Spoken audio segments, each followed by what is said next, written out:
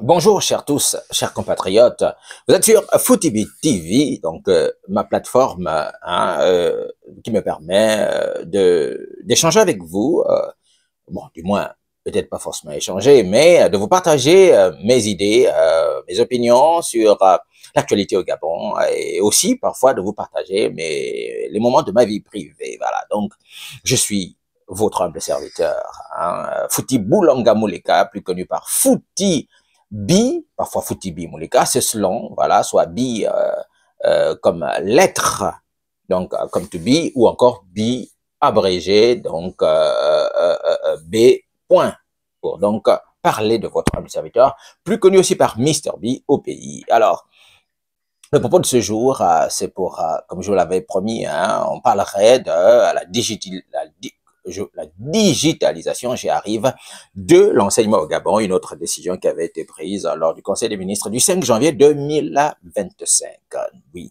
Et donc, décision que je salue d'ailleurs, parce que vous savez, le bien fondé de la digitalisation de l'enseignement, sinon de l'enseignement en ligne, c'est d'abord le fait que, pour le cas du Gabon, ça puisse résoudre le problème de l'exode rural.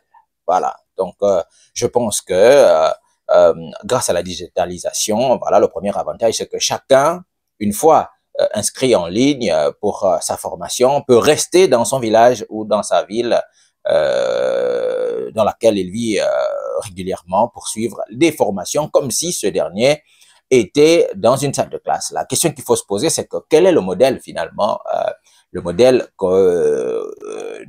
d'enseignement en ligne que le Gabon devra appliquer. Est-ce que c'est le modèle qui consiste en ce que l'étudiant doit être câblé et puis il y a donc un enseignant, comme je le fais là avec vous, il y a un enseignant qui est, l'enseignant est à une heure bien précise connecté et donc donne des formations et les étudiants ou les élèves sont connectés. Ou bien est-ce que c'est le modèle qui consiste en ce que l'étudiant l'étudiant ou l'élève a un compte en ligne d'une application ou d'un site que l'université X pourrait créer. Et donc, l'étudiant peut se connecter quand il veut, n'importe où et n'importe quand. Et bien évidemment, il aura ses cours qui seront disponibles et peut donc prendre part à ses formations comme il veut, quand il veut, où il veut. Et donc, tout comme prendre part aussi aux examens. Ce sont des questions fondamentales qu'il faut se poser lorsque on en vient à penser à la digitalisation de l'enseignement. Voilà. Donc, au-delà du modèle aussi, il y a le contenu, voilà. Donc, et là, ça nous ramène encore au curricula,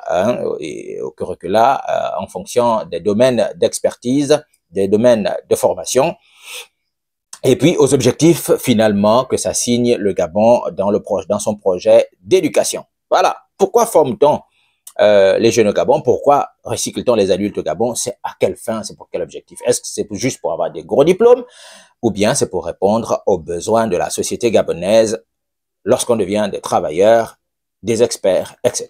Là sont donc les questions qu'on doit se poser dans le projet de digitalisation de l'enseignement au Gabon. Sinon, ce sera encore de l'argent qu'on devra dépenser pour rien et les gens continueront à rester au chômage, etc. La digitalisation aussi, au-delà de résoudre le problème de l'exode rural, contribue aussi à, bien évidemment, réduire le nombre d'effectifs dans les salles de classe. Et donc, à partir de cet instant-là, je pense que la digitalisation est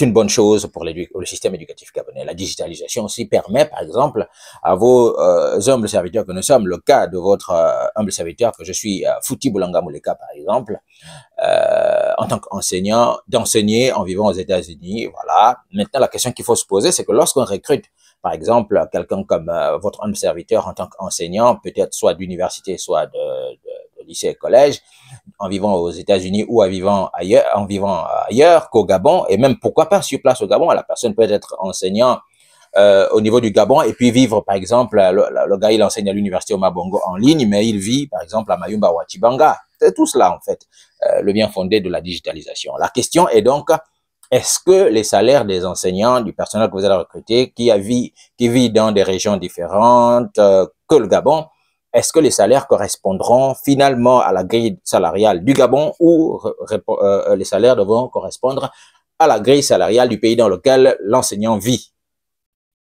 Là, ce sont les questions qu'il faut se poser. Parce que je tiens à rappeler que l'avantage de la digitalisation des enseignements, c'est qu'aussi ça va ajouter le nombre d'enseignants, le nombre d'experts. Hein. À cause du brain drain, voilà, la fuite de cerveau. Donc, un enseignant, par exemple moi, hein, vous savez que le président Oligui m'a fait l'honneur hein, de faire partie des effectifs de l'enseignement au Gabon, officiellement parlant, hein, avec un poste budgétaire à l'appui. J'ai bien évidemment écrit au ministre, madame le ministre de l'Éducation nationale et puis aux autres autorités de l'éducation au Gabon pour dire, une fois que je termine ma thèse doctorale, je reviendrai servir le pays si bien évidemment nous constatons que les conditions de vie, de travail et de sécurité se sont améliorées. Parce que bien évidemment, nous autres, nous sommes attachés à notre mère patrie. Donc à partir de cet instant-là, la digitalisation est une bonne chose. L'autre point que je vais soulever au niveau de la digitalisation, ce sont les contenus. Les contenus, au-delà des contenus matériels, donc les livres que les enseignants vont utiliser, je pense qu'il faudra que le ministère de l'Éducation nationale et les acteurs de l'éducation au Gabon puissent réfléchir à la création de contenus d'enseignement, on va dire, sous format numérique. Voilà.